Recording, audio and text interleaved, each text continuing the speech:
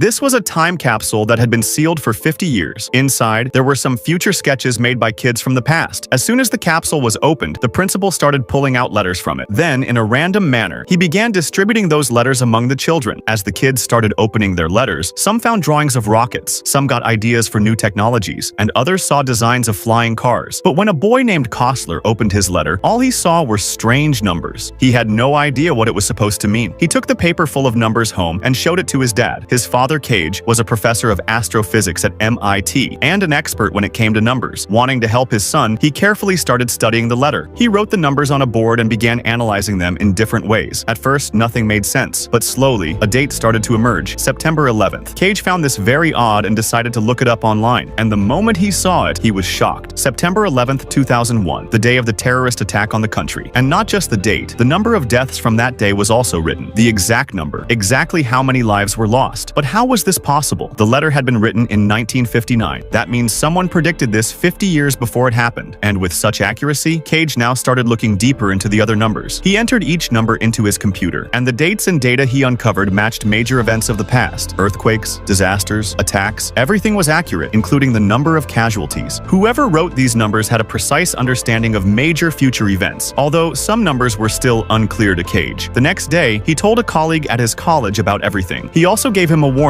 According to the paper, the next major incident was just 2 days away, and it said 71 people would die. But his colleague thought Cage was overthinking it. He told him to go home and get some rest. Cage felt discouraged and quietly returned home. He turned on the TV and began monitoring the news channels. Finally, the day written on the paper arrived. But the whole day passed and no major incident was reported. It was raining outside. Cage left to pick up his son from school. There was heavy traffic and cars were moving slowly. He called his colleague and said, "Maybe I was overthinking. It was probably just a bunch of numbers." But then he looked at his car's navigation screen. On the screen, the latitude and longitude were visible. Suddenly, he remembered the other numbers from the paper, the ones he hadn't been able to understand before. He quickly compared them, and everything became clear. Those numbers were exact geographic coordinates, and it was the exact same place where he was stuck in traffic. That meant today's disaster was going to happen right there. Traffic was intense, and police were also present. He tried talking to one of the officers about it, but before he could say much, the officer's face turned pale. Without saying a word, the cop ran off. Cage turned around, and right then, the very disaster he predicted occurred in front of his eyes. So friends, if you found out about a disaster before it happened, what would you do?